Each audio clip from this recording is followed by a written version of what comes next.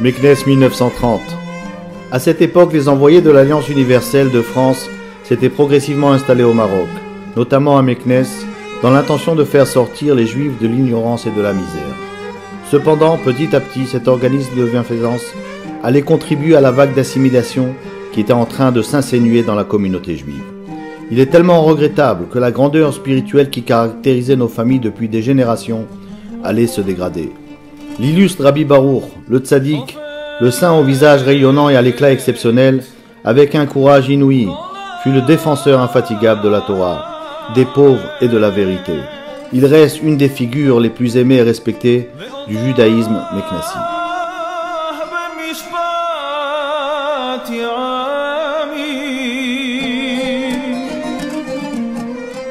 Meknès 1947. Le jeune Yaakov, fils de l'illustre Rabbi Baruch, a 15 ans. À Meknès, aucune structure talmudique. L'obscurité et les idées d'assimilation envahissent Meknès et la quasi-totalité de la jeunesse. On ne songe qu'à quitter le Mela pour connaître la culture européenne et trouver une carrière où on connaîtrait la réussite sociale.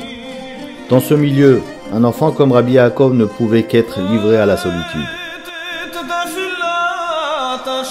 Et voici que les rabbinim de Meknès ont l'honneur de recevoir en visite un éminent Talmid Chacham d'Angleterre, à Londres, de la Yeshiva Schneider, qui voyageait dans l'espoir de collecter des fonds pour son institution. Rabbi Baruch informa ce Rav de la situation dramatique qui régnait au Maroc en matière d'éducation. C'est au cours de cette rencontre qui témoigne une providence d'Hachem exceptionnelle que Rabbi Baruch lui propose de lui confier son fils, le jeune Yaakov. À Meknès, ce fut un coup de tonnerre, un événement historique. Néanmoins, Rabbi Baruch fut véritablement doté d'une inspiration prophétique. Par ce geste d'abnégation totale est né Rabbi Yaakov, créateur des institutions Mirkaz HaTorah, initiative à l'origine de la mutation du judaïsme français.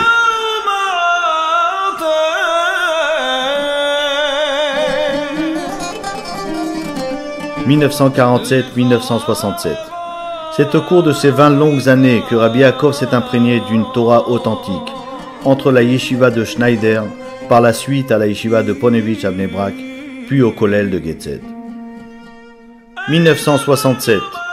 Événement révolutionnaire. Rabbi Yaakov, fraîchement émoulu du kollel de Getzed, jeune par son âge, mais déjà grand par sa science et sa piété, reçoit une demande explicite de son père Rabbi Baruch. Comment puis-je rencontrer Hachem? Et la jeunesse juive est anéantie par cette vague d'assimilation foudroyante. Que vais-je répondre au maître du monde? Lève-toi et dirige-toi vers la France déserte et obscure pour sauver notre peuple.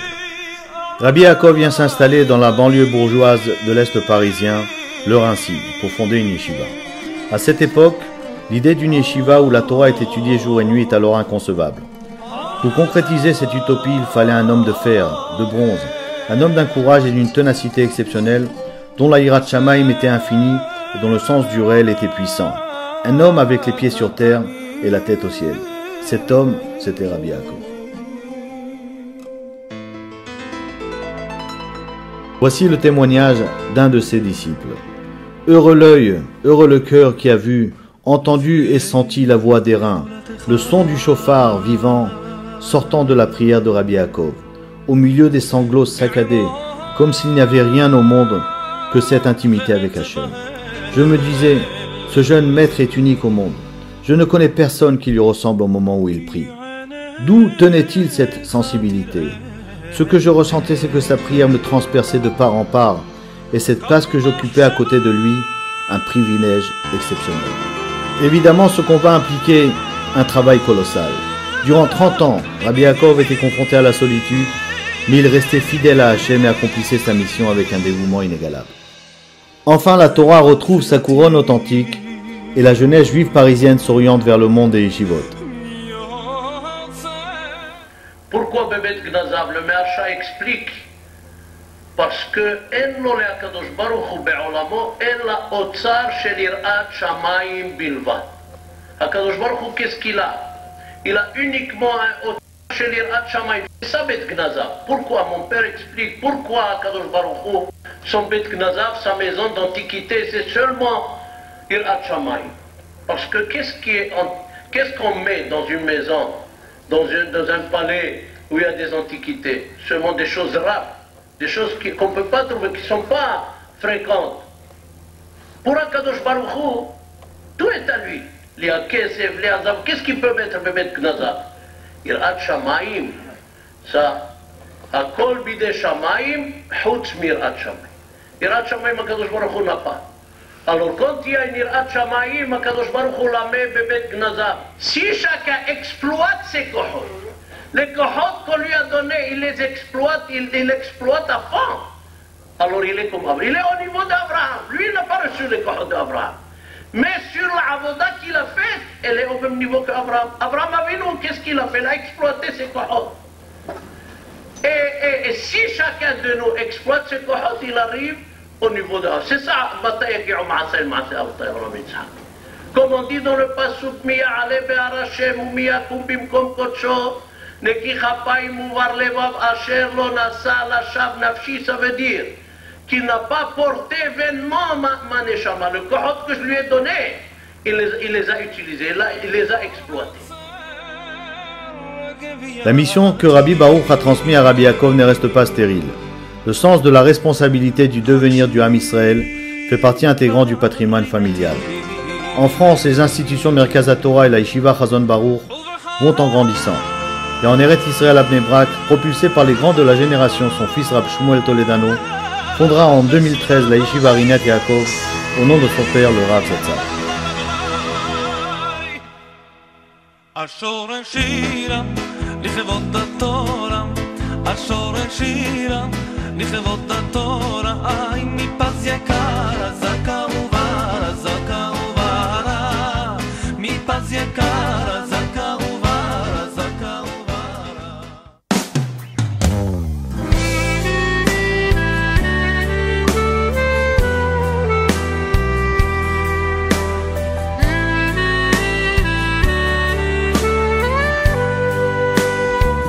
Les 10 dernières années, le monde séfarade a connu une expansion extraordinaire en Israël et on ressent un besoin imminent de fonder des nouvelles structures, des nouvelles écoles, des nouvelles yeshivot pour répondre à ces jeunesses méritantes qui sera demain les rabbanim, les dayanim, les rachei yeshivot et les chefs de communauté.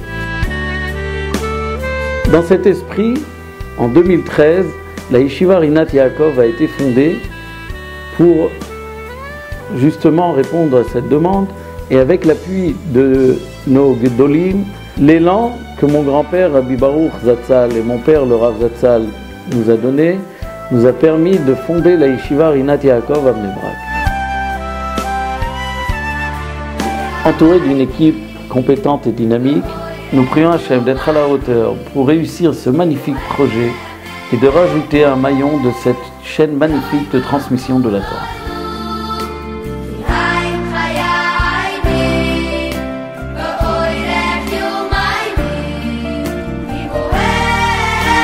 Indiscutablement, nous pouvons témoigner que Rabbi Yaakov fut le moteur de la métamorphose que la Torah a connue en France.